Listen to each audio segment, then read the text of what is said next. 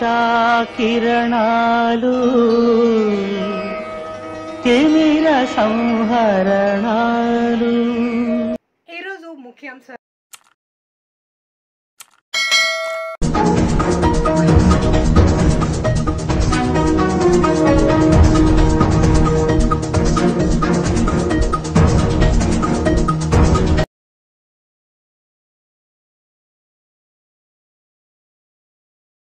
నా హృదయపూర్వక నమస్కారాలు తెలియజేసుకుంటూ, ఇదే విధంగా ఇక్కడ చూస్తున్నా చూడండి, టిట్కో కాలనీ కొత్తగా పెట్టి ఎన్నో సమస్యలు ఉన్నా సరే అందరూ బాగుండాలని ఆకాంక్షతోనే తొలిగా, ఎందుకంటే విఘ్నేశ్వరుడు అంటే విఘ్నాలు తొలగించే ఆ మహానుభావుడు.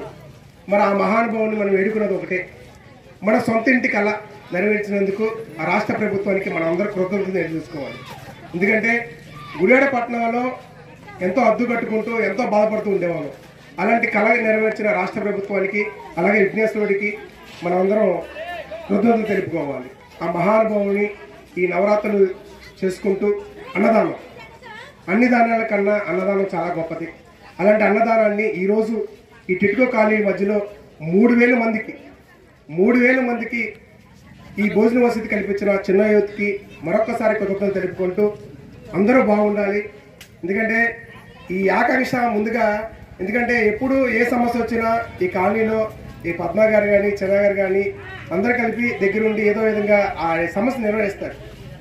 మరి ఈ సమస్యను కూడా అంతా మంచి చెడు చూసుకుంటూ అందరూ అన్నం, ఎందుకంటే ఈ టిట్కో కాలనీలో అన్ని కులాలు ఉన్నాయి, అన్ని మతాలు ఉన్నాయి. మనకి కులాలు మతాలు ముఖ్యం కాదు, అందరూ కలిసి అన్నదమ్ముల్లాగా అక్క చెల్లెలాగా కలిసి ఉండి మన టిట్కో కాలనీ అభివృద్ధి పరచుకోవాలని, అదేవిధంగా మన శాసనసభ్యులు పెనిగల రాము గారికి కూడా మా చిన్న విన్నపం అండి.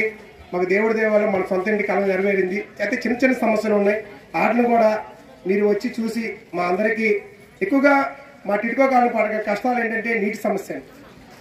అసలు ఎవరి కాళ్ళు దగ్గర 2 రోజులకు 3 రోజులకు పంపులు అవుతున్నారు కానీ వాటర్ సరిపోట్ల.